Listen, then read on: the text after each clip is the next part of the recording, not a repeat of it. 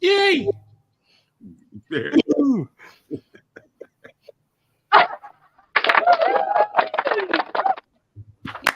Tyson Bagent looked his best on that last drive of the half, but what does he need to do to get in the end zone?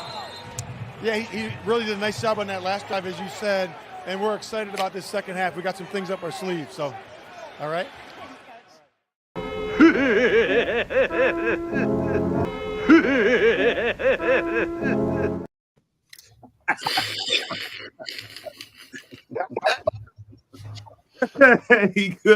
Hey, welcome in, Nomad.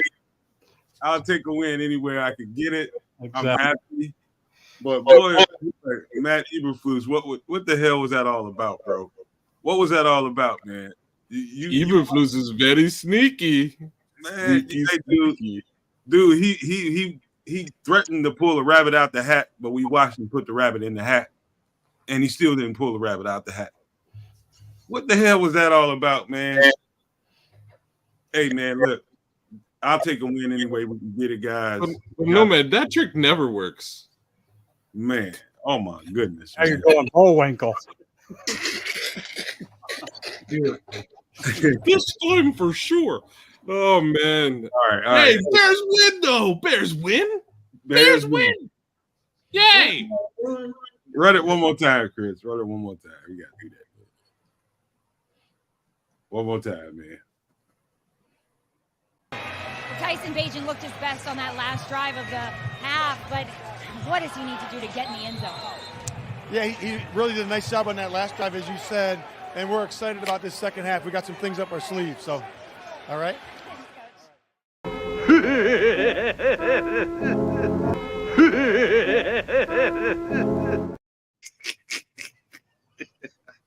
I can't help myself, guys. That just cracks me up. Oh, it's fine.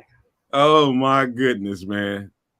Hey, you know what, man? A win is a win, guys. Welcome into the Nomad at Night. Welcome into Nomad at Night.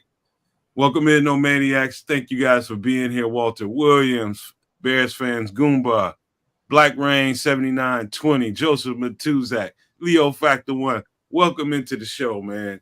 You know, it's always fun to come into a show, doing a show after a win. It's always going to be a fun time to do a show.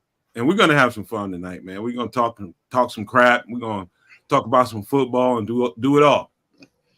But I don't know exactly how we got that, other than you got to give the defense its credit for what they were buzzing out there, man. Kyler Gordon was amazing. Montez Sweat, his impression on the game was really felt. Jack Sanborn, TJ Edwards. Man, I can go on and on. There's a lot of guys, even what's his name? Rasheem Green. A lot of guys we could talk about tonight, man. But let's just go here, man. I'm not trying to be critical, but I think we understand what we need to understand about Tyson Bagent. I think tonight made it pretty clear. We have I don't even know about a solid backup, man. He didn't have the arm strength to do what he needed to do tonight, and we got that win because the defense willed us to that win. The game plan, I thought, was basically catered to what he could and could not do. The things he could not do when he tried, it became obvious that he didn't have the arm strength to drive the ball and get some of those balls home. Wide open. Again, we're talking about what was seen on the surface. We haven't seen any all-22, but I definitely saw from a quarterback's point of view him looking directly at Tyler Scott streaking right down the middle of the field with his hands up. He just didn't. He's looking right at him. And he just didn't have the arm strength to drive that ball home. And that was just obvious to me. Now, that wasn't any I see it or I don't see it. No, he saw it. He just didn't have the arm strength to drive that ball home. And that's unfortunate, man. And people did a whole lot of cheerleading about this guy. But the guy is limited. I'm glad he's our backup quarterback. And he might be a really good one once he gets a little bit stronger. But right now, his deficiencies are obvious. He is a rookie, but good Lord, man, that kid doesn't have the arm strength, man. He does not, Samuel. Say something, Chris? Well, I was just going to say when I looked, I feel good about him as just a game manager. Yeah. I mean, I don't feel threatened that he's going to turn the ball over a lot. I think he's going to make good decisions, but he's not a guy that you can just put the team on his back and carry to a win. He's at this point he may grow into something more, but he's right now he's just a game manager. But I do trust him. But I don't count on him to win the game for us. Just hope he doesn't lose it for us. That's kind of how I feel after tonight. I felt good that he understood his limitations. Like Nomad said, he knew he wasn't going to be able to get that pass downfield and not accurately. He's not a deep ball thrower. When he does throw it deep, it's not very accurate. Um, I mean, he is what he is. He's a game manager. I thought that the Panthers did a lot to try to make the game a little harder for him. They played a lot of coverage, man. Like I said in the pregame, they were going to drop a lot. They dropped 7 and dropped 8 guys in coverage and made those windows smaller for him. And we saw the check down versions. He made the right play, and he didn't put the ball in harm's way. So kudos to him for that. But this was the Montez Sweat game right here. This was the Montez Sweat game. We see we're getting our money's worth from that dude, man. He affected the play multiple times throughout the game, man. Just rushing the passer, creating that pressure, forcing the ball out of the quarterback's hands, man, and giving the defensive players an opportunity to knock some balls down. I thought that this was probably the best game that Stevenson played today. I really liked him today. Like, and to hear from the announcers that he's the most thrown at cornerback in the league, that was crazy to me. That was insane. So kudos to him. Kudos to the defense. Hey, it wasn't pretty, but we got the dub. Kid, just on you. Oh, me? Oh, man. Hey, guys, we won. No Maniacs, we won. We won. Yay. Oh, that's the best. It just reminds me of Terrence and Phillip being the resident Canadian, but in any event, it was a solid game. I'll touch on the Tyson Bagent thing, and I hopefully it's for the last time. The kid played a good football game. Luke Getsy did really what we've kind of been asking him to do for a season, and that's just play football, play winning football, play situational football, and he did a little bit of that today, just by keeping it super duper conservative and running the ball because it was going to work. We're up against, I believe, the 28th ranked team against the run. That's how clearly Phil Snow said, hey guys, if you want to win this game, if you're worried you might get fired next week, you should probably run the ball. I told you last week to run the ball and the week before that, and you didn't listen. This week you should probably run the ball. But hey, I told you twice, listen to me or don't listen to me. This time they listened to him. Deontay Foreman came out. He played a great game, got a little bit of revenge. I was hoping for a little bit more revenge from DJ Moore today. But back to Tyson. Again, undrafted free agent. I like what he brings to the table. I like how he looks on in a Bears uniform under center. I like it across the board. The fact of the matter is he was going to be limited. Multiple people scout these quarterbacks, and when you find a diamond in the rough, somebody who's a UDFA, and you put a little bit of faith in them and you watch them start to ascend, that's admirable and that's amazing. And hopefully, again, he continues to ascend and gets better over time. For the fan base who put all that expectation on his shoulders, shame on you. Coming into this game and watching the way that this game was managed, clearly they have a better understanding of what that quarterback's capabilities are and decided to work with that. Imagine that, guys. Imagine they decided to work with the quarterback's shortcomings today. Go figure. Or like, again, the thing we've been suggesting to Luke Getsy for an entire season. But again, your jobs are probably on the line this week, so you might want to actually do it. So they did it, and they won a game. Bears win. Yay. Brian, what do you got to say, brother? I'm always very happy with a Bears victory. Again, thank all the Nomadiacs for showing up. With Bagent, what I noticed, his first game seemed like it was better than this game. So that tells me, coaching. I don't know, but Chris is right. He's probably not going to be any more than a game manager, unless there's just some kind of metamorphosis that happens that I can't foresee. He's going to be like a young Peterman. I think next year they're probably going to have to get somebody to develop or whatever, because who knows with Justin. Of course, he's contract maybe a year or two if they don't re-sign him. As far as the defense, they played well, except I'm getting tired of getting 3rd and long, and this 30-1 and getting a first down. That ain't going to cut it. So I'm not going to give them full kudos for tonight. But I am very happy. I ain't going to pee on the parade either. I'm happy for a victory. I'm not going to pee on the parade either, but Ravi. Okay. Warrior. Can I get him? Can I get him? Hold on. You know what? Go ahead, kid. I'm just saying, guys, like, do you want Tyson Bagent as your starting quarterback in 2024? That's the question. Ravi, Evie Warrior. I'm not trying to knock the kid. I thought he played a great game. He managed the game. We won.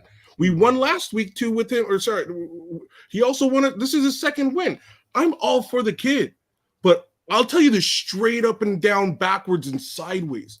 There's no way under God's green earth that I want to see him as our starting quarterback in the year 2024. If you do, you're lost. That's all I got to say.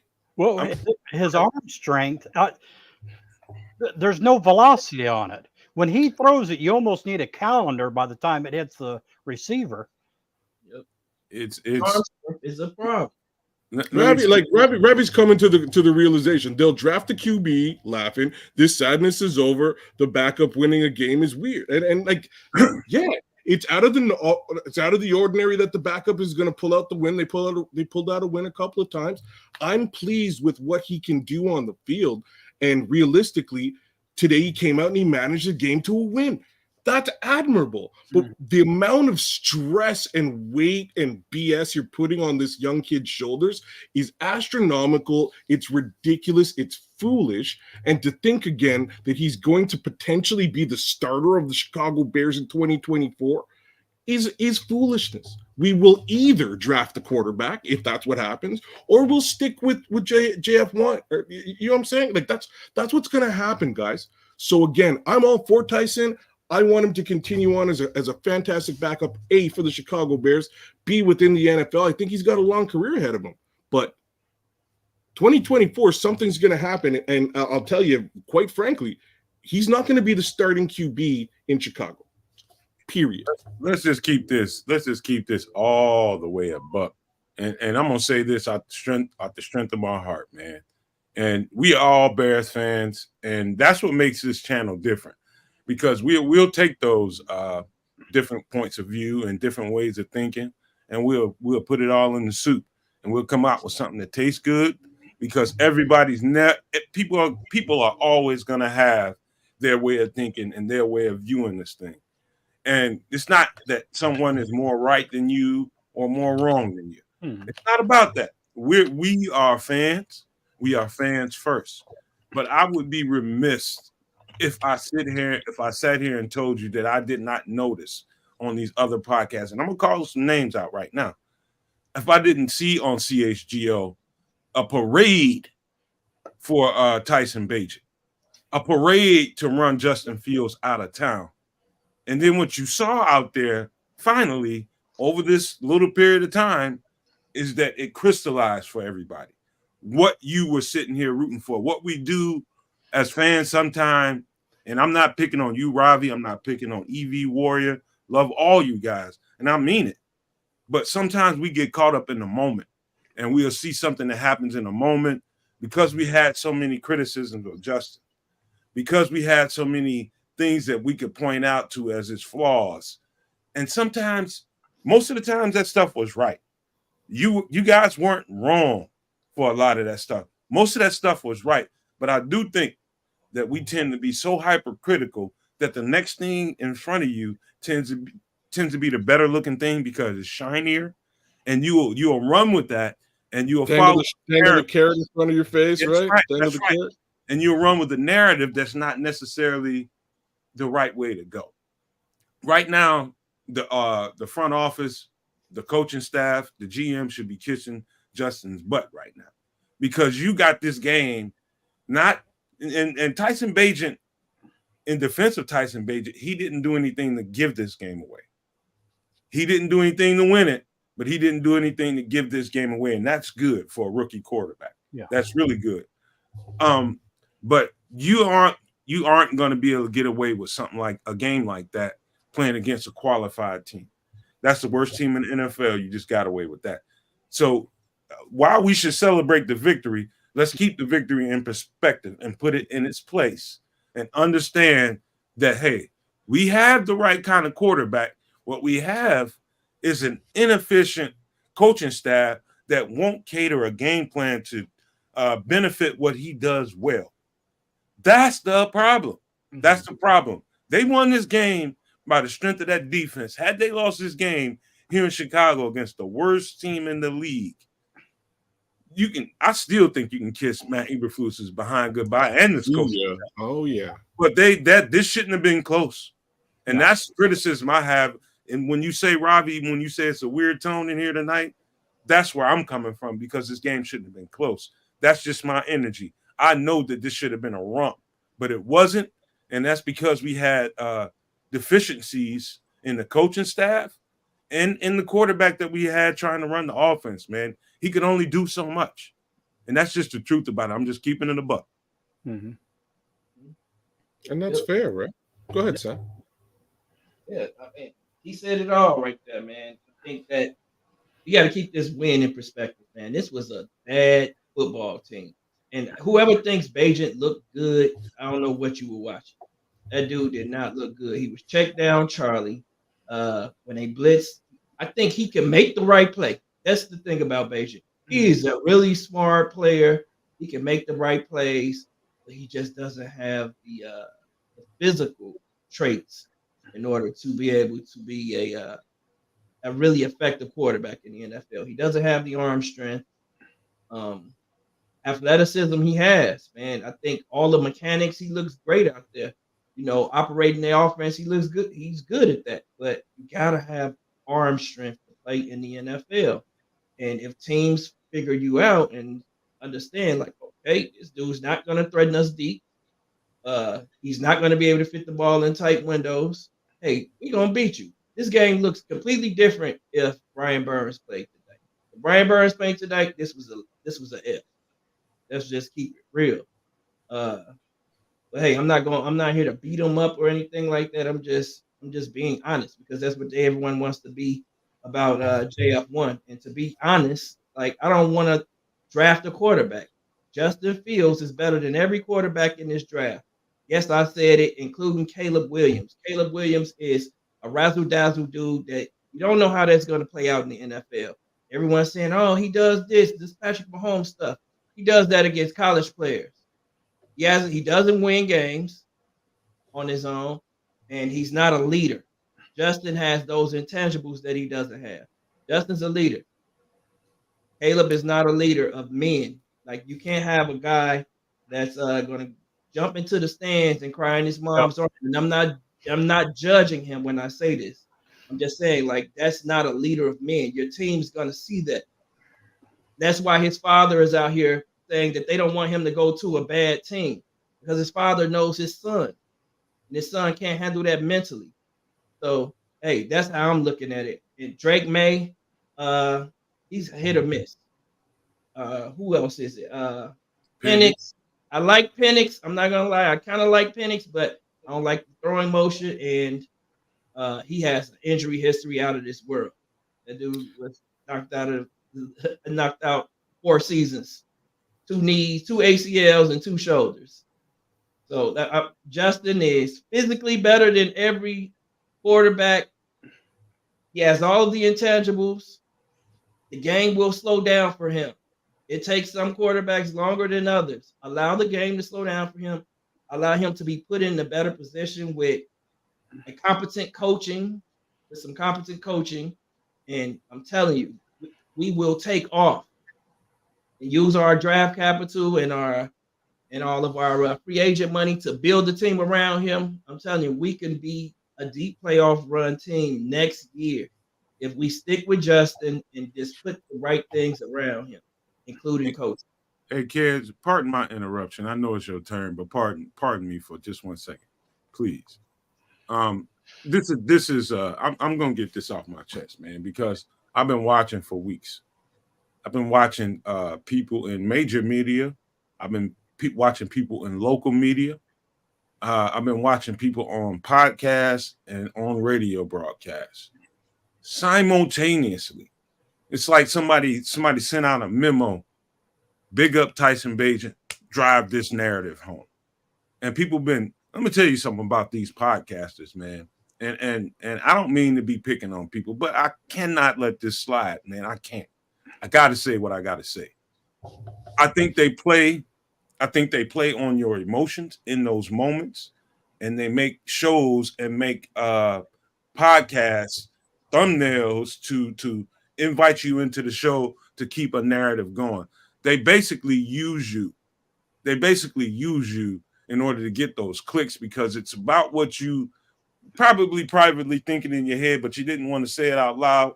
But it makes you feel better to believe, okay, Tyson, let's go with this. Listen, man, all those major podcasts, I don't give a damn how many followers, how many subs they got. I don't care. But they are using you.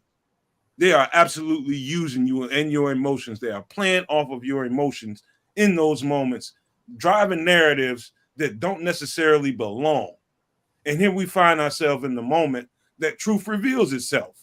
And you see exactly what you have. I'm not saying go unsubscribe to those people. I'm not saying stop watching those podcasts or listen to these media figures or these radio hosts. I'm not saying that. What I'm saying is you give them all that power, they will use it. Mm-hmm. They will use that power. And so what I'm saying here tonight is no matter what, how many subs you see the Nomad Network has versus the next one, who's bigger, who's smaller, the hell with that. The hell with that. We'll get where we need to go. Trust me. But we won't have to use you and your emotions to get there. I promise you that.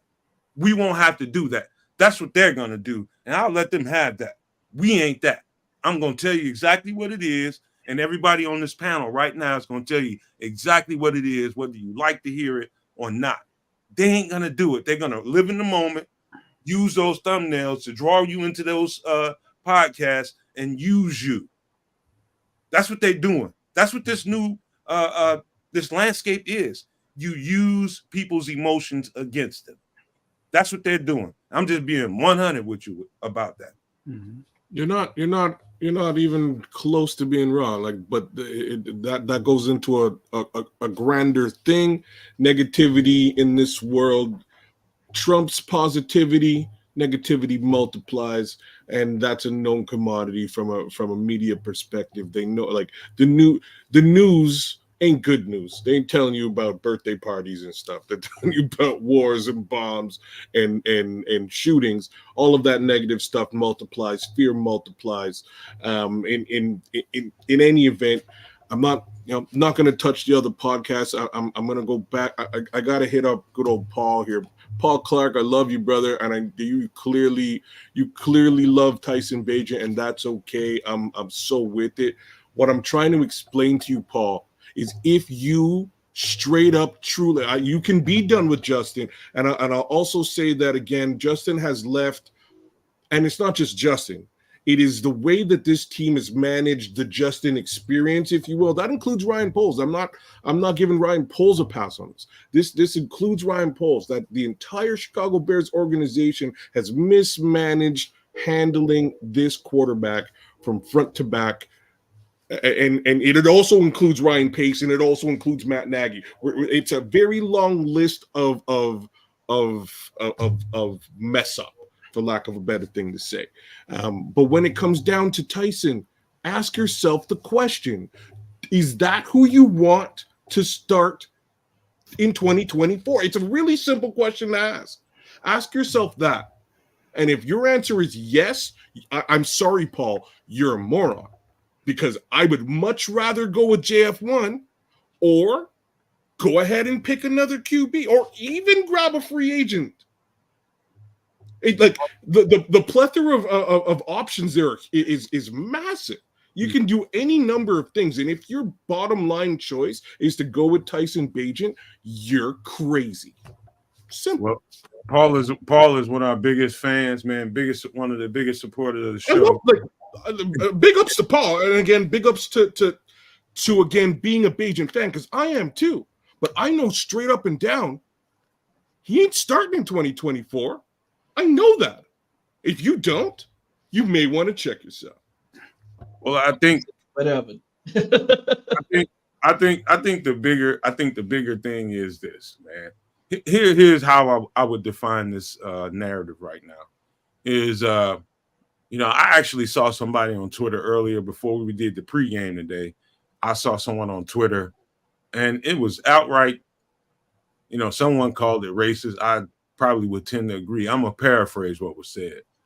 And you tell me what you think.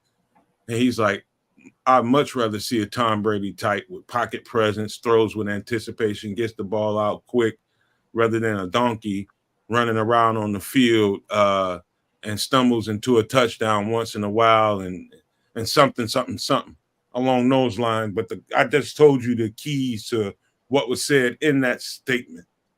When you hear stuff like that, it just reminds me of why I said what I said in the first place. I think a lot of people have a set definition of what a quarterback is and what a quarterback is supposed to be versus what the quarterbacks of nowadays are probably going to have to be. You know what I mean? If you got this preconceived notion of what a quarterback is supposed to be, and the quarterback that you're looking at isn't that, you're gonna jump to a whole lot of conclusions about the quarterback of today. But you don't need to go into that. That person went all the way left with it and called someone a donkey. Basically, what he wanted to say was, this guy can't think fast enough for me. He's dumb. Is what he wanted to say, but he didn't say it. When you hear stuff like that, and then you see some of these podcasters and some of these radio personalities, some of these reporters kind of help echo that narrative, but not going as far and saying that, subconsciously what they're thinking. The same thing. It's what you think as a preconceived notion of what a quarterback should be versus what today's quarterback is. And, without getting all the way into the whole racism part of that narrative I just told you guys, that story I just told you guys about, focus on what I just said about what your preconceived notions are versus what is. Is it fair to Justin Fields? What your preconceived notion of a quarterback and what he should be. Is it fair to someone like Justin Fields? Is it? Go ahead, Brian. I see you shaking your head. No, I don't think it's fair to him.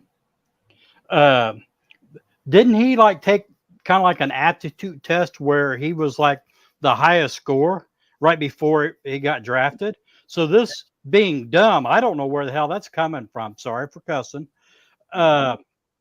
Like I said, in my 50 plus years of following the team, he's the most athletic, gifted quarterback I've seen the Bears have, period, bar none. As far as what other podcasters may be, and I'm just throwing this out a little bit, any podcast that has a reporter that is their main job, they have an agenda. It is to get clicks. They also have a job where basically stirring the pot. And then I also use YouTube or whatever podcast as stirring the pot. Follow, listen to whoever you want, but also take it with a grain of salt. Amen. Amen. Well said. Well said. Because again, you don't know what those people's motives are. Right? Who knows what their motivations are? And something real quick that I want to get back to what I said earlier. I want Justin Fields play his whole career as a Chicago Bear. When I said get a quarterback next year, to me, Bagent is going to be a poor man's Nick Foles as of right now. Now, he could get better if they get better coaching. Him and Justin both can improve. But maybe get like a veteran, free agent next year, because that's, always just keep, where those two, Justin and Bagent, can bounce ideas off. Because, players do that. Coach is supposed to fill that role, but, players do. That's why you need, with young guys, veteran players. And this is a young team all the way around. Hey, you know what? Go back to your favorite podcast, guys, when you get a chance. Go back 3 weeks and start listening to how many times you heard, and watch really closely. Mm-hmm. Watch really closely when you hear people talking about doesn't get the ball out, doesn't throw with anticipation, NFL quarterback. Mm-hmm. He needs to play NFL quarterback. When you hear people say stuff like what another man needs to do, number one, ain't no man, no woman gonna ever tell me what I need to do. You can give me suggestions. You can give me some good advice, but no man, no woman will ever tell me what I need to do. You go look at some of the tone and tenor of some of these podcasters, some of these reporters, and some of these radio personalities, and you hear them talking about Justin needs to learn how to play NFL quarterback. And think about what I told you about the preconceived notions of what an NFL quarterback should be in people's eyes versus what is. I'll bounce this off what you just said, Nomad. Are they saying that because that's what they really feel, or are they saying it to get clicks or attention? No, that's what they really feel. I think all of that is what they really feel. They see it. It's so funny. Like it depends who you're talking about. So there's one guy, and I'm gonna dance around his name at some point. I'll leave it out for now.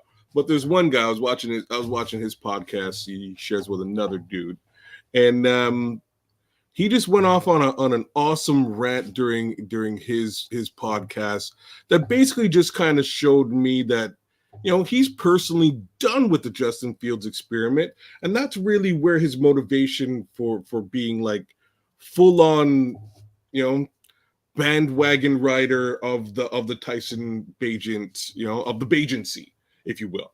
So that's just me being a super nice guy in the way that I'm saying it and avoiding new word. Hold on, man. Bagency. You just coined the new word, the Bagency. The Bagency. There you go. That one's for you, Paul, and Evie, and put that on a t-shirt. Bagency. The Bagency. You know what I'm saying? So the reason behind it is just because they were done with Justin, and I can so respect it, because at the same time we all feel the same way. All of us. None of us have seen from Justin what we need to see. That's the facts, and that goes across the board. Some of that fault goes on Justin himself. Some of that fault goes on Matt Nagy and Ryan Pace.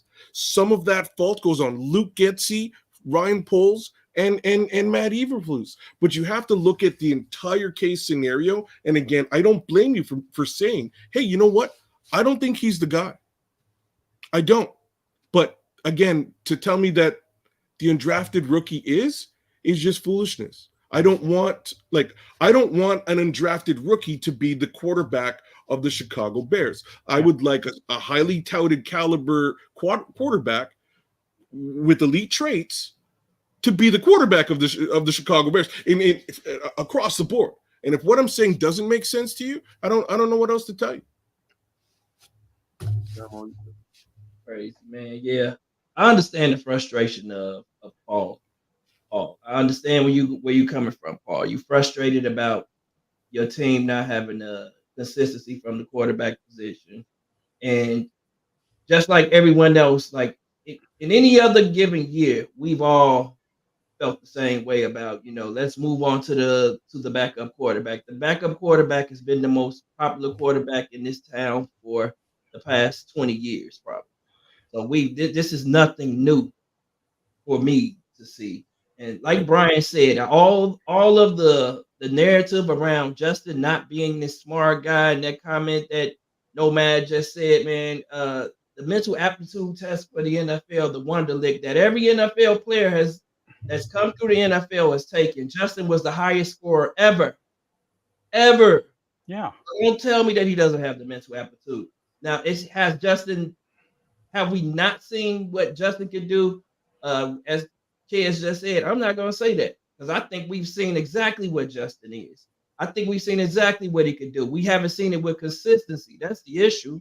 And it hasn't just been Justin that's been inconsistent. The coaching has been inconsistent. The team around him has been inconsistent. The offensive line, the weapons that he has, they've been in and out of the games. The game plan has been changing. Everything for the quarterbacks who have had success early has kind of lined up for them, and they had good coaching that knew that they need to put the quarterback in a comfortable position for him to be successful. Mm-hmm. Coaches have not made the game comfortable for Justin at all. And we've seen quarterbacks, man, that take time to develop. We saw Alex Smith out in San Francisco, man. Mm-hmm. This dude, 4 years, he was the number one pick. It took him, and it wasn't until Jim Harbaugh came in, what was it, his fourth year?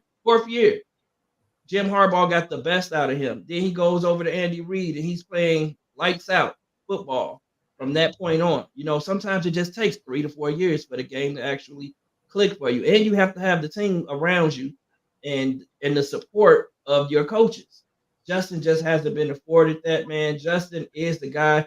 If you don't believe us, believe the rest of the NFL. You think NFL players don't know who the man is? We've heard player after player come out and speak for Justin Fields and say that Justin is a weapon. He's not just a quarterback. And for everyone who says, "Oh, I just want my quarterback to drop back," you thinking small. That's what you are. You're thinking small. The quarterback, we have a weapon at the quarterback position. A guy who can be a weapon. He can rip you apart deep. That deep pass down the middle just now that we just saw Tyson Bagent miss down the middle, Justin would have ripped that, man. Justin hits that 9 times out of 10. 9 times out of 10. Mind you, they'll never call a slant when he's on the field, though. I'll just put that right. And I'm not saying that. Listen, I think Bagent has a lot of good qualities that Justin can learn, but what Justin has, Bagent can't. Bagent probably he's never going to get. He's not going to have that big arm with that deep ball accuracy. And anyone who wants to argue with me, I'm ready to have that argument. Like it's hard. How many quarterbacks have you seen come into the game and just gain monumental arm strength? It doesn't happen because when they usually come into the league, they don't have weak arms for one. So and if that were the case, then we would see every pitcher in the NBL throwing 90-mile fastballs. If arm strength was easy to gain, then every pitcher in the Major League Baseball would have a 90-mile pitch. Yeah, it's not just arm strength; it's also accuracy and athletic makeup.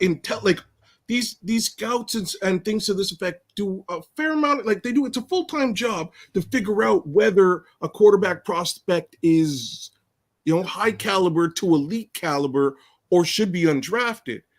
And here we are, the Bears fans. We're so bloody, and I hate to use this word, for us, but I'm going to use the word. We're so desperate, guys. We're so desperate just to have a quarterback. We need, anybody who has an arm attached to their body and can stand under center, can be our quarterback. They're the next Tom Brady. Just cool your jets, be reasonable, and understand that. Here's a couple of things. if we go and we get a Caleb Williams, personally, I'm not ready to chastise or cheer Caleb Williams. I'll get there in the offseason and I'll do my evaluation. But as for now, I'm going to leave the situation wide open. But the facts are, if we move from Justin and we go with Caleb, Caleb's going to take some time to develop, and so will any other. This is what I'm trying to say. And so will any other quarterback that we go and we pick up. If I'm Ryan Poles, I say forget it. I flip one of these two picks to somebody to get one of these two quarterbacks, stay with Justin Fields, and I can still grab a quarterback the following year. Yeah. Because I'll get another 2, if not 2 more 2s. Build the team around him, just like San Francisco, guys. San Francisco is winning games with Brock Purdy for a reason. It's not because he's the greatest quarterback in the world. It's because the team actually gels and works around the system that they're going to use. We are not even close to that point yet. Let this guy, as in Poles, build the team around a quarterback. Let Justin learn in the quarterback position, get some more capital, and easy with the desperation, Bears fans. We'll get there. It's a process, but we'll get there. Hey, kids, just so you know, while you was talking, Queen P, Patty Laura, hey, Pat. Hey, Patty. Gave you nothing but props for your hoodie and your hat. She loves it. So let's put that out there first. Thanks, Patty. Look, man, again, I haven't seen the all 22, but never have since DJ Moore has been here, since I have seen him as dejected as I saw him today. I know he really wanted it and really wanted to have a big game. And I'm just going to guess here. Based off of his reactions when balls weren't there. I'm going to guess that he was open. Several times he wanted to have a big game today. He was chomping at the bit. And he was on the sidelines, and he wasn't George Pickens sulking or nothing like that. But you can see the expression on his face, like, damn, man, he can't get this ball to me, man. I'm open. And that's the energy I saw on the sidelines. Again, haven't seen the all 22. Can't wait to look at it. But I'm telling you guys right now, I got a feeling you're going to look at that all 22. And I believe I'm more right than not when I tell you guys this stuff. When you look at the all 22, you're going to see that DJ Moore was open a bunch of times. And Tyson Bagent just couldn't drive the ball to him. And that's no strike against Tyson Bagent, other than to say that, either you can or you can't. Either you can throw those balls, or you can't. At least he didn't turn it over trying to get it to him in defense of Tyson Bagent. Yeah. If you can't do something, don't push it. You know what I mean? Do what you can, get on up out of that play. You know what I mean? But I can see the visible frustration on DJ Moore because he came here for a reason. He came here to rip the league up. And right about now, they got that player for Justin Fields, man, not Tyson Bagent. Tyson Bagent can get him the ball in short areas, but down the field, nah, man, you need Justin Fields to make that guy a weapon on your team. I want to say real Go ahead, quick. bro. Everybody wants to go on about Caleb Williams and all that. That's fine and dandy. Also, taking in consideration in college, he has Lincoln Riley, who is one of the best at college ball play calling, helping a quarterback. The Bears do not have that luxury. So Caleb Williams coming here with this staff, the results would not be the same. Oh, well, About that. we'll be shocked if the staff sticks around. Any quarterback coming in, I wouldn't want any. If we get to draft a quarterback, we have to get a new coaching staff. You don't trust this coaching staff to develop any quarterback. They've just proven that that's not what they are capable of doing. And Flus, he's just. I'm tired of him, man. All of the craziness, man. He's just weird right now, dog. That halftime, we're gonna do something special. Do it again, Chris. We're gonna do something special. Something up their sleeve. Tyson Bagent looked his best on that last drive of the half, but what does he need to do to get in the end zone? Yeah, he really did a nice job on that last drive, as you said, and we're excited about this second half. We got some things up our sleeve. So, all right.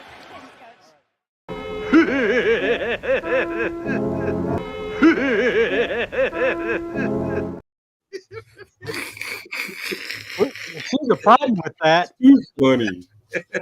someone approached Nagy with a microphone, so he just automatically got, for lack of a word. What did he have up his sleeve? Vanilla? You got a vanilla wafer up his sleeve? Yeah, almost lost us today. Almost. Oh man! Look, What the hell was that all about, man? he got a vanilla wafer up his sleeve. Hey man, look, I'm gonna give Flus a little bit today though. Like he actually dialed up Gordon in some on some plays today. Gordon was playing lights out today. I give Gordon a lot of respect. I wish he didn't get hurt when he did, because maybe we might have seen him used in a similar capacity earlier in the season. The defense again was pretty vanilla for the most part, outside of pressure coming from Montez. Montez was doubled most of this game, so I guarantee at some point between now and next game, we'll hear Montez Sweat didn't get any sacks, or it was a problem. Montez Sweat was a problem. He was a problem for that offensive line. I'll tell you that right now. They had 2 human beings, if not 3, dedicated to him for the better part of the game, and that just allowed everybody else to eat. Pohl said he's a full force multiplier. I'm going to have to agree with him in that respect. I think we had a pretty decent defensive showing today, and only 6 points. I'm going to flip away from the defense real quick and say that the offensive line also had a beautiful showing today too. 0 sacks on Tyson Bagent today, but then again, you kind of need to, you might actually have to throw the ball in order for a sack to occur. So that might be one way of looking at it, but the flip side of it is really the offensive line played well. We didn't, they a 0 sack game for the Bears. That's a lot to talk about, and I think that's definitely trending in the right direction too. Hey Chris, I think we're gonna have to keep that for a drop, man, until Flus is up out of here, man. You can't go out there at halftime you can't do that on a nationally televised game, threaten something, and you don't even, man. Come on, man. And nothing happened. Not a damn thing. We almost lost the game. I thought it was the pass on 4th and on to end the game when we needed a first. That was a stupid pass. Honestly, who's responsible for that, Samuel? Get in there, Chris. Like that ball could have got tips. Anything could have happened. Intercepted. We gave them a chance. We kept giving them chance after chance after chance. Like, come on, man, you got to be smarter than that. That was a dumbass play to throw that ball. So, chat, let me line that up for you guys, chat. I don't know if you guys were paying attention, but the very end of the game, I think there's about a minute and a half left in the game. Basically, if we get this first down at this point of the game, we ice the game, which is what winds up happening. But under normal pretenses, especially knowing that Tyson's having a bit of a challenge today from a throwing perspective, do you go out and throw the ball, or do you run the ball to kill time? Carolina was out of. I believe Carolina was out of timeouts too. Carolina was also on a timeout. So there you go. You're running them out of time. Run the ball. Nope. I'm going to be the smartest guy in the room, and I'm going to pass it here. The upside to this situation is, again, it worked. They actually made the catch and made the first down and iced the game. But that situation is a poorly, I don't know how he got that play past the head coach. If that's coming over the speakers and I'm listening, I'd lose my mind. Are you crazy? What if it's a pick 6 and we lose this game right now? Mm-hmm. What if it's all it took tip pass? All it took was a tip pass, and it was a tight throw. It was into a tight window. So he got it past there. So shout out to Tyson Bagent for that, because that iced the game. But you don't do that. 2nd and 7. No, I'm not. Again, I'm not knocking Bagent. I'm knocking the play caller, and I'm knocking the head coach for allowing that play to get to the QB. That's just guys, I got a question for the whole panel, entire panel, and I got a question for you guys in the chat, because this This is what I talk when I talk about. A lot of times our fan base lives in the moment, and they get, other people get to talking about it, and the next person gets to talking about it, and on and on. It's like watching dominoes go around a pattern. And do you guys still believe? I remember people talking at the beginning of the season, Roshan should be the starting running back by the middle of the season. I remember the Irish Bears pushing that narrative, and I'm not trying to cut them down, but I remember them kind of pushing that narrative because they, projected him to be drafted to the Bears, and they just took off. They couldn't stop talking about Roshan Johnson. Do you still think Roshan Johnson should be the starting running back at midseason over Deontay Foreman? Give me one person that believes that. All right. All right, then. Should Deontay Foreman be the starting running back moving forward? Well, for me, it makes me go back and continue to wonder, how did it take 5 games before we even saw him activated? Bingo. Well, look, I can answer that question, and it's. I know we said it was his contribution on special teams. No, that's BS. It's ego. It was ego. That's what it was. It wasn't special teams contribution. Like if you got a bruiser who's running people over on a daily basis at practice, is like, sorry, bro, like I'm not gonna let you bruise people and gain yardage for us because like you ain't doing it on special teams. Right. Like, and Chris, the most foul thing about it is we probably cost ourselves several wins being bullheaded and just being donkey-headed about him and his role with the team. Trying to over I guess I don't know, promote the running back that you drafted. I'm not saying Roshan Johnson isn't going to be a good running back. He is if he can avoid staying out of concussion protocol. If he can stay healthy, I think Roshan Johnson is going to be a real solid running back for us. But at this point in his career, I think we did ourselves a disservice and we were mule-headed about what Foreman's role should have been on this team. And I think it cost us several W's along the way. I believe that in my heart. We're mule-headed about a lot of things. And again, it comes down to ego, like ego and dollars. So if a guy is getting paid in some capacity under normal pretenses, we're going to play him. Unless we just drafted his replacement. So the money and the investment is actually really in the draft pick. So we're then going to push the draft pick over there to prove ourselves right, make ourselves look like the smartest guys in the room because we drafted this young man. And again, I believe that Roshan will eventually ascend and grow into being that lead back that we need. Is he the lead back today? No. Was he at the beginning of the season? That was to be doubt. Like that was doubtful. We needed to see him improve. And if you're watching Deontay Foreman excel, you don't hold him back because you want to prove that you're the smartest guy in the room. That's what's happening, guys. And it's happening at multiple positions.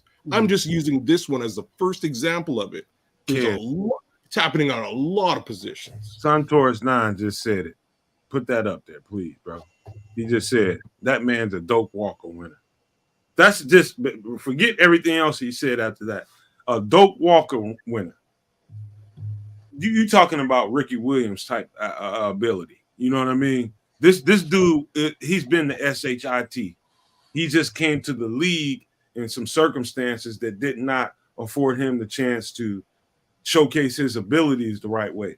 I'm 100% sold on this guy being signed and extended here in Chicago. I think we got a bell cow running back. I think if you put that guy behind Justin Fields and the way this offensive line has been producing lately, again, some really, really, really nice pockets out there for Tyson Bagent. You put that combination together along with that defense, the weapons outside, and, just, man, dude, there's some good things that can happen if you got the coordination and the schematics right with the offensive coordinator. As far as I'm concerned, that guy's going to have to show me. I don't believe any, but I know if you put those that combination of stuff together that I just said, Justin Fields with the Deontay Foreman behind him, DJ Moore on the outside, Mooney on the outside, Cole Kmet, dude, you got you something with sending Tyler Scott. Man, you got you something with that defense the way it's trending right now. It's just about, can you scheme it up right on the offensive side of the ball? Can you scheme it up right? That should be the narrative running for the rest of this week. For the next 10 days, can Luke Getsy scheme it up right? I don't even know if that's a narrative. Like, chat. Do y'all think Luke Getsy can scheme it up right? Has he given us any evidence of that? I'm already come up with a plan to get rid of Getsy. I'm not a reporter, but I'm going to spread the rumor that he's betting money on the games. There you go. You get him fired, Brian. I'm with you. I didn't see you do it because I'm just. No, all we got to do is spread the rumor. Tell him to check his computer. Alice Hall. That's been effective so far this year. Oh, that has worked all year long. That's Yes, right. it has. Yeah. Question, guys. Quick question. Shut Do down you guys his really VPN. think if we needed Khalil Herbert, he wasn't ready today, or you think that he was a healthy scratch just to see if they believe if Deontay Foreman was the truth or not? If they're not able to see that Deontay Foreman is the most effective running back, then what are they doing on the sideline of a football field? There you go. That's up for debate, guys. Like, I gotta put that up. That's up for debate because I love me some Khalil Herbert. But is there any chance he was a healthy scratch, kids? Outside zone, I would be angry to hear that he's a healthy scratch. But then again, it wouldn't, with this coaching staff, it wouldn't surprise me in the least. Why would you be angry? I don't think Khalil Herbert is as effective a running back as Deontay Foreman is. Yeah, I think they're different backs. What's that? Move up to Actually, your I think they're complementary backs. I think together as a backfield, those two guys, I think that's a monstrous combination. Again, outside zone, inside zone, you can switch it up as long as you have an offensive line that can protect. And right now, our offensive line is starting to look good, and they're looking even better on the run. So I'm expecting, I hate to say this, Nomad, but I'm expecting next week Khalil Herbert comes back and rips it, and then we're gonna have a little bit of. I'm just saying that's my expectation. I think he comes back and he at least a couple of dirty screen plays, screen passes for some decent yardage and some more outside zone. I think he'll tear it up. But that's not to say that Deontay Foreman won't tear it up as well. I think they should go with that 1-2 punch. I think they should, but they have to use. This was the thing, though, man. They made Khalil Herbert less effective. They were trying to run him in between the tackles. He's effective at the outside zone game, and that's this coaching staff. You turn Khalil Herbert into David Montgomery, and he's not David Montgomery. That's not his style of running. That's what got him hurt. Them trying to make him something that he's not, man. And that's just the problem with this coaching staff. Like I said, all personnel. Yeah, and I've been saying that Deontay Foreman was the guy since we got that dude. And I saw the issues with Roshan, man. Roshan's foot speed is slow. That's what his issue is. He can't change direction, and he doesn't have any wiggle to his game. It takes him a while if he stops, it takes him a while to start back up. Going forward, and he picks up that full head of steam, he's gone. He's one of those dudes. He's not that guy to hit it outside on the outside zone, not even, man. Like, he doesn't put that leg into the ground quickly, man, and twist his hips really quickly. Like, that foot speed is a little slow, but that's something that could change. He can fix that over the summer and come back and be dominant. Like, he'll get there. He could be Matt Forte. He could be a physical Matt Forte. And I'm hoping that's what he does this summer, goes and work on that foot speed. But, man, it's really about this coaching staff not putting players in position to succeed. That's really what it's about. Like, Allow them to do what they're good at and stop asking them to do what they're not good at. Like that doesn't make sense to me. Hey, Samo. Same thing with Justin.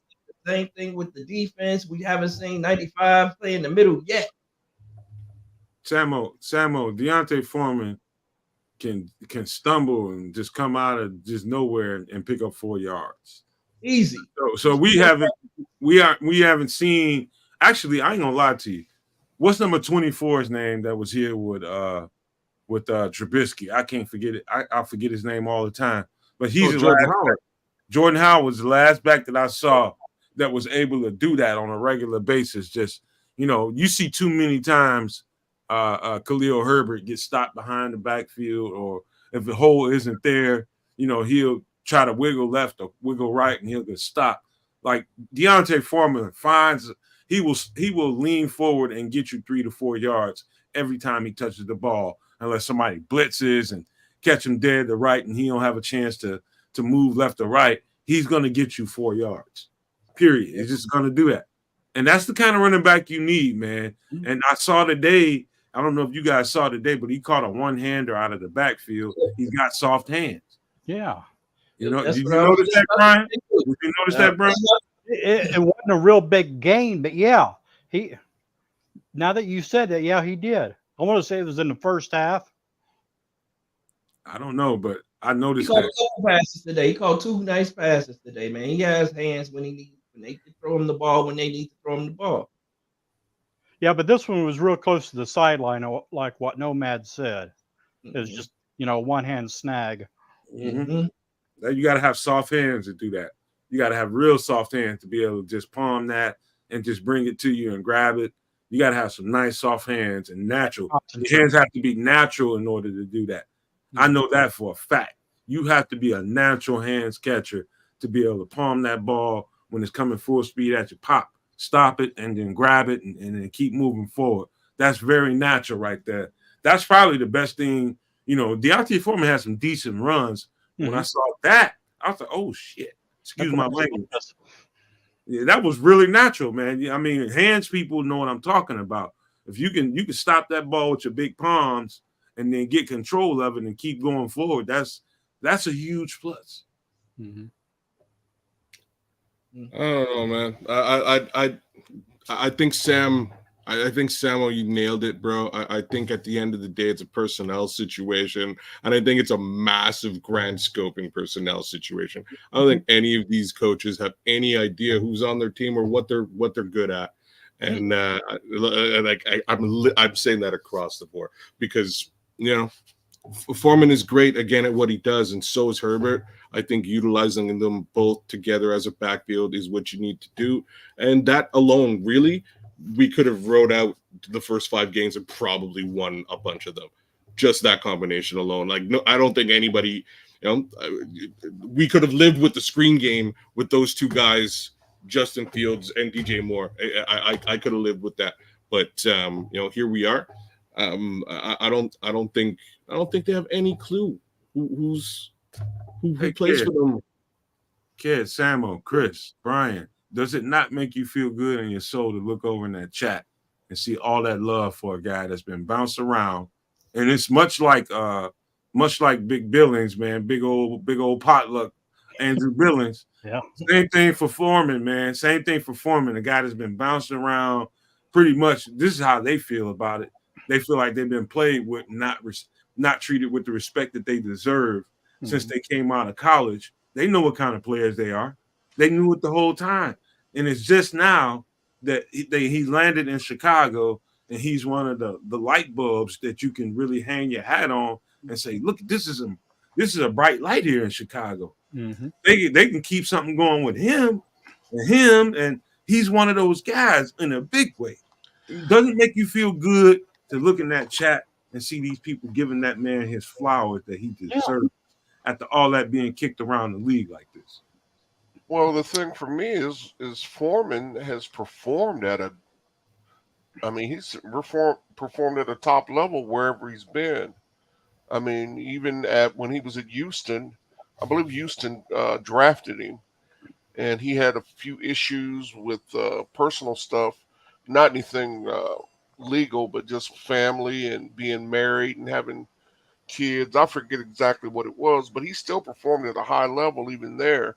Mhm. And then he goes to Carolina and he leads them in rushing. I mean, it's it's hard to see why he hasn't stuck with a team. He couldn't stay healthy. His issue was health, man. He kept having injuries because he was too heavy. I think he's still a little too heavy. If that dude loses 10 pounds, he would be a monster, man. He'd be a little bit quicker. He's not gonna lose that pop, man, because he just has that lean and that natural power. He's not gonna lose that. He needs to lean out, man. He's still a little heavy for an I NFL like running back. Get here, dude. I'm telling you, is that dude drop 10, he will be a beast he'll preserve his career as well, man, because you're probably a right lot of there. weight on Why those you think knees. he's gonna drop 10, Sam? Because it's gonna make him a little quicker and he needs a little bit more quickness, man. If Yeah, he had a but you little know bit more what? quickness, Considering the type of player he is, he's not gonna lose that power. If yeah, Jeffrey but drop, he's not gonna lose that an power. extra 10 may help protect him. He's gonna have that. He has that natural leg strength. You know Yeah, they put him with a nutritionist versus a trainer versus a coach that felt like, okay, if we can get him at this weight. Now I'm not going to argue with Samuel. Samuel's a defensive lineman. I'm not going to argue with him. All I'm going to do is counter what he's saying, and he's going to win this argument regardless because he's a damn defensive lineman. Period. I'm just going to throw the narrative out there that they felt like they got him at the right weight. I don't know what his weight is. Nah, man, that's been his problem. He struggles with weight, man. He's had the issue since college. He's a guy that struggles with his weight up being a little too heavy, and They his like legs me the firing ram. extremely. It's like I'm just thinking, like, man, I can see him just being a little bit lighter and a little bit leaner, and just taking off. weight kept me from getting drafted. That's what it was. Can't wait to eat. But, hey, man, shout out That's to what it was. Oh, man. Too funny. At the end of the day, I like Foreman out as he is. Again, I like the size that he's at because, again, it gives him that extra power and oomph as a north-south runner in that inside zone. I don't have any problems with where he is. Could he potentially maybe drop a little bit, get a little bit faster? Like I can't argue with you, Sam. It's an idea, but I'm not going to knock the guy. I think the talent that he brings to the table is sufficient, and I think it's actually high caliber. I'll also say that he didn't stick with the team because of the teams he was on. Most of those teams had a viable starting running back in front of him that he had to overcome. Good luck overcoming Christian McCaffrey. Good luck overcoming Derrick Henry. Like, those are two of the best running backs in the league. And what's funny about my comment there is, like, both of them got hurt, and he did really well backing them up as a number two. So again, I'm perfectly happy with him and what he brings to the table. I'm also happy with Herbert as a 1-2 punch, and I think that's what they need to lean on moving forward. I just wish that this coaching staff would have recognized that earlier into the season across the board. And like I say, we are talking about running backs right now, but if you really think about it, there's a bunch of personnel issues throughout the season that they could have been much more hands-on about. Guys, before anybody else says anything, damn it, Chris, you're supposed to tell me and remind me. But let me bring this up. And guys on my team, man, I apologize for putting y'all on the spot, but I got to do this while we're here. We were thinking about doing a Nomad at Night again tomorrow night, but I felt like it was a little too soon because we're doing it right now, and I felt like we should push the Friday show to Sunday just to spread out the content. So other, I know ain't nobody gonna do really too many shows, but the daytime shows, and I know you guys love our nighttime show. But I was thinking about pushing it to Sunday because we just did a show today. What do you guys think we should do? Put an F up for Friday or an S up for Sunday? Just let us know what we should do, and we will follow your instructions. And that's just a F, not F up, because that gives me memories from my childhood. Oh, God, see. Speaking of F's, I have plans to get drunk tomorrow, so let's S it up. Then, guys. Oh yeah, let's do it Friday then. I want Let's kids S on that drunk. Oh, I see 2 Good, S's man. already. I got to celebrate the Bears win. Yay! I got to celebrate Friday. Bears win. Friday or Sunday, Jay Sanders. No, he said Friday and Sunday. He wants them He both. wants both. Oh, stop, man. Stop it. Jay Sanders ain't playing. I see a lot of Sundays. I see a lot of Sunday. Sundays so far. But yeah, Friday. guys, I enjoyed the game today. They played well. I don't have too much to complain about in this regard. It was it was what it was. And I expect them to be able to manage and eke out a couple of more wins throughout the end of the season. I'd like to see that. I don't care who's under center. It could be a goose.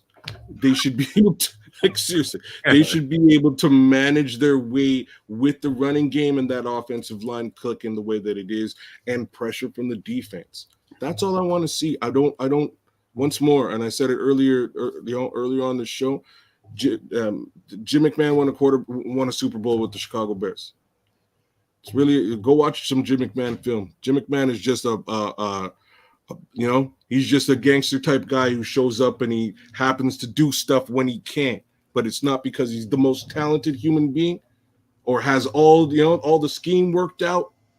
He just happened to do what he had to do because he knew he had the team around him that's going to take him to the Super Bowl. He's got the best running back in the game. That greatest defense of all time helps. Greatest defense of all time. He had some stuff around him. The quarterback conversation shouldn't be such a big conversation. We just need to give Ryan Poles the time to build the team around a quarterback as he sees fit. That's it. That's who I want it to be around, because again, where else are you going to go? You know what I'm saying? He's the guy who's here. He showed us that he has leadership qualities. He showed us that he has an elite arm. He showed us that he is an elite athletic prospect. He's also showed us that, again, from a testing perspective, he's not a moron up here. Unfortunately, we throw these quarterbacks out immediately, trial by fire, and sometimes it takes a little while for these guys to, like, what's funny is all of a sudden Josh Dobbs is like a topic of conversation. People are talking about Joshua Dobbs. Do you guys remember who Joshua Dobbs is? Joshua Dobbs was the other quarterback in the whole Mitch Trubisky, Pat Mahomes thing that everybody forgot about because he wasn't any good. And years later, after sitting behind a bunch of other teams and learning things, he's out there starting for the Minnesota Vikings when Kirk Cousins goes down. Right? He's out there in Arizona backing up Kyler Murray, who's out. That's like, these guys need the opportunity to grow, and we as a society, we refuse to give them that opportunity. I don't know what's up, but somebody needs to give these guys just the ability to learn the game of football in the NFL before the world comes crashing down on their shoulders. Come on, guys. Y'all cold-blooded, man. Let me run this, and I want everybody to go around the horn with this one. Give me your takeaways. I thought that the offense and the offensive coordination, whether it be the coordinator and the quarterback, became our weakness, and it became a loud weakness today. I'm not saying the whole offense was the weakness, but the coordination and the quarterback showed to be a weakness today. And I thought our defense was the strength.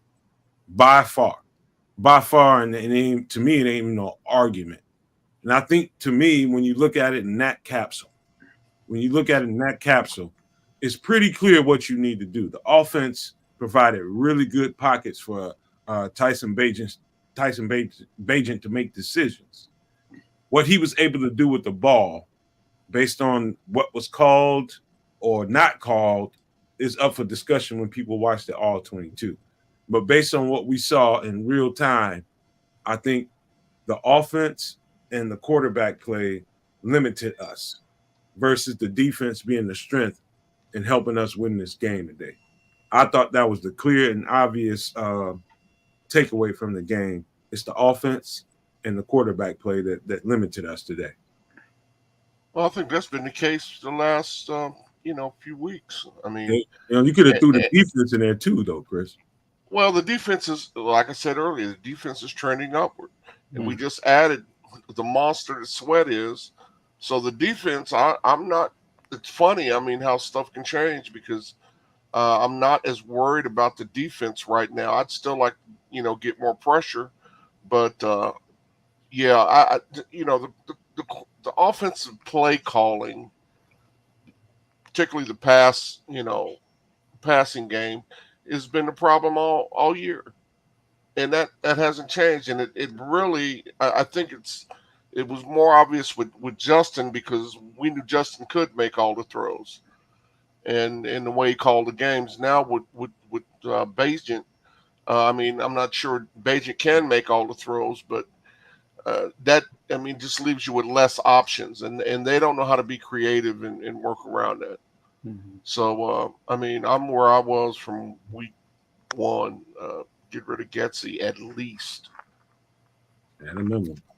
I said both these dudes gotta go. That's me. That's just me. I'll run that right out to the end of the season, guys. I say they both gotta go. Getsy ain't no good. And let's just look at the Bagent stuff in a snapshot. First week was basically this week. Run the ball. Don't have to play hero ball. And let's protect the young man as a quarterback, and that's admirable. That admirable. That was a decently called game plan by Luke Getsy. And the Bagency gets louder, and the following week, right? The following week, that Getsy moves back to, okay, well, let's do my thing, and we start to see his thing work, and his thing starts to work for a half, and everybody starts talking. Oh, the Bagency gets even louder, and by the end of the half, everything comes crashing down, which leads us back to this week where he goes right back to 2 weeks ago and he runs the ball. Because last week we kind of figured out what we have in Tyson Bagent, and I don't think any of that is bad, right? I think it's okay, and it's enough to win us football games if you focus the game around the talents, the talent that you have on the field, right? On the team that you're fielding, those talents need to be accentuated. It's not always all about the guy under center. Brian. That's where I'm at. Well, one, I want to start off with a public service. It's after midnight where I'm at, so that makes this Veterans Day. And thank you for anybody that has served for our country. Now, I'm willing to argue with Samo about Foreman and his weight. You think he could have screwed his way in? I think he was talking about Billings. What? His weight.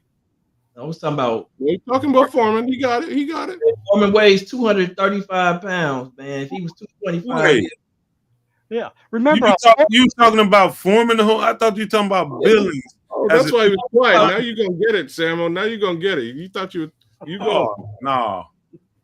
Foreman needs to lose weight, man. He could have scored the touchdown if he was 10 pounds lighter.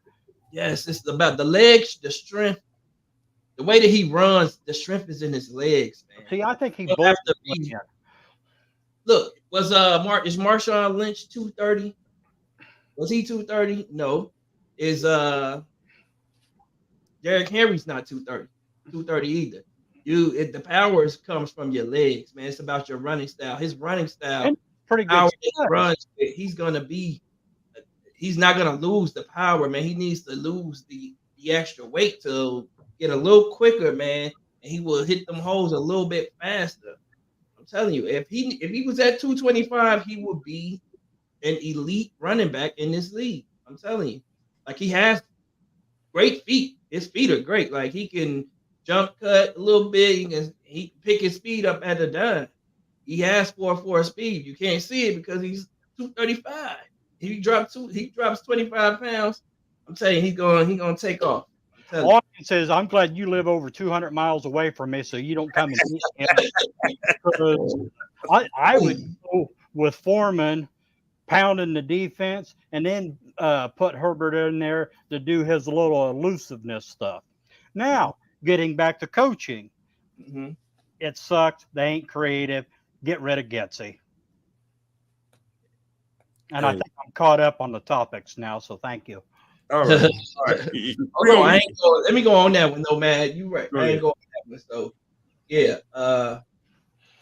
What was it? So as far as the coaching goes, real quick, offensive, like we just talked about if this was an offensive game or a defensive game. That was your question. I have to remember what your question was. Or did the offensive win this game or the defense? The defense played well today, but I'm also going to consider that they played a terrible team and we didn't get any turnovers.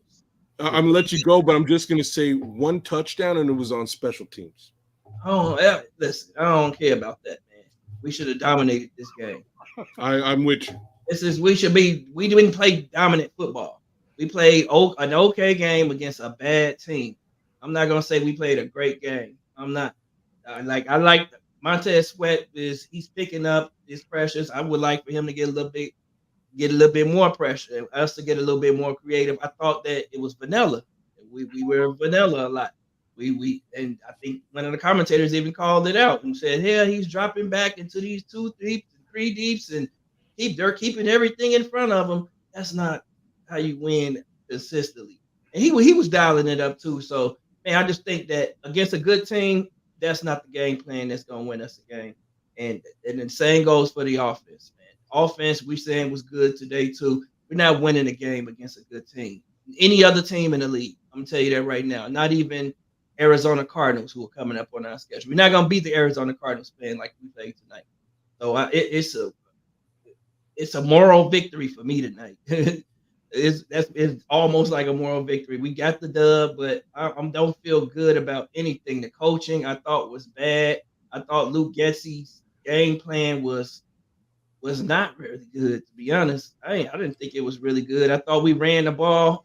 We ran the ball well, and that's what I know, kids, you think is gonna win us every game, but we're not gonna win every game like that because if the other team scores points, if the other team scores points, we're gonna have to score some points.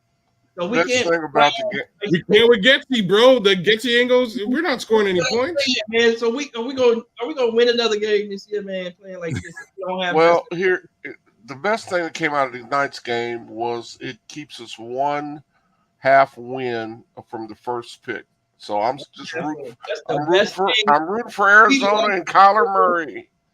If we would have lost this game, I would have lost my shit. I'm gonna tell you that. All this. You would have been angry, dude. I would have laughed because I know that would be the straw that breaks the camel's back. That's all I had to say, right? Like that's the straw, man. Losing this game. These two guys are like, at the end of this game, those two coaches went into the locker room and drank whiskey together. Like, cheers up, bro. That's what they had their sleeve, a flask. We had to have this win, man. This was a must-win game. That's what he had up his sleeve, a flask. I'm hoping it's oh, man. Like, we got to be better. They just saved their livelihoods for the year. Hey, guys. Save their livelihoods for the year. Yeah, they did. Because if they'd have lost this game, somebody's head was going to have to roll. Someone's head would have had to roll. And let's be honest. We came this close. 97% on Luke Getsy. 97% sure Luke Getsy would be gonzo today. I don't think it would be even. Again, it's tradition. We don't fire head coaches. It's been 100 years. I hate this so much, but at the end of the day, we can flip an OC, shake things up a little bit if we lose today, and that's likely what would have happened. So again, Luke Getsy played conservative ball today, very well knowing odds are I might be out of Chicago tomorrow. Got to get JF1 back, man. That's all. Absolutely. Guys, let me do this for you. I want to do this for the sake of any veteran that's watching our show right now, and I'm only doing this because it's near and dear to my heart. Why? Because my pops, the only man I ever had in my life was my grandfather. He is my father, and I told you guys this on this show, on this network rather, and on the Barroom Network. you will. This is I'm gonna start this conversation. I'm gonna end it really quick. I'm not gonna carry on. I'm gonna be really quick with this. But you will learn if you watch enough content, whether it be TV, internet, whether it be news, you will see some very disingenuous people that see it as their advantage to salute the military, put an American flag in front of their house, knowing damn well they don't give a damn about none of that stuff. It's just advantageous to them. Say they support the cops, say they support the military, and all that BS. The truth is, the people that really do it don't need to announce it to everybody. They just actually do it. Mm-hmm. My pops was a military veteran. He was an Army veteran. And, this is my first year going around without him in my life. And on Veterans Day, I always took that man with that little veteran's hat on and took him to the VA or took him to Olive Garden where he can eat free. And it was just an event for him. He would drag me every time, even when I didn't want to go. I didn't do it every year. Sometimes he took his own sons. But when I was in town, he would make sure I was the one that took him to that event. Mm-hmm. And whether I was there with those other veterans around the room and them sharing them stories with me, whether I took them to the VA or one of the bars that all the veterans hung out in, and they tell me all these different stories that otherwise, unless you went to the military or unless you performed in a certain aspect of the military, you wouldn't understand what these people went through. Mm-hmm. I actually sat down and listened to these people. I'm also very good friends with some Marines in my life, man. And if you know anything about a Marine, then you know that when they come back after the person that they were, they're not quite the same. I'm not saying that they're different people, but they're programmed different. And I wasn't ready at that time when my first friend came back from the Marines to receive him the way he came back. He was totally fine, but he was trained in a way that turned him into a warrior. And I didn't realize what that really meant until we started playing around like we normally would play around before he went to the military. And real quick, I was just like, hey, man, hey, take it easy, bro. It's just me. And long story short, man, I got a couple of guys like that. And I really love those guys, and they really love me. And what I want to say to everybody, anybody that's in the military or is a veteran of the military, is I really respect what you guys do. Why? Because I didn't do it. I'm not saying that I didn't have the chops, but the facts are that I didn't do it. And I respect the fact that you put your life on the line to protect me and to make sure that I have rights and make sure that I have, I can have civil discourse without being persecuted for it. Mm-hmm. And so from that perspective, I don't care who you are. Everybody that went to the military is not a good person. I want to say that out loud too, because everybody that went to the military, just because they went to the military, doesn't make them a good person. Those people that came back and returned to being good people in this society, I salute you with all my heart, and I love you, man. Anybody that went through all that and put their lives on the line to make sure that I have what I deserve as a citizen and what you deserve as a citizen. Mm-hmm. Anybody that went through that to provide that for me, I salute you. And you came back a good person, I double salute you for that. And there is things in life that's bigger than football. So thank you all. Absolutely. Absolutely. Absolutely. So I love you guys for that. And I want to end this with these 3 words: love, peace, and hair grease, y'all. Peace, y'all. Bears win.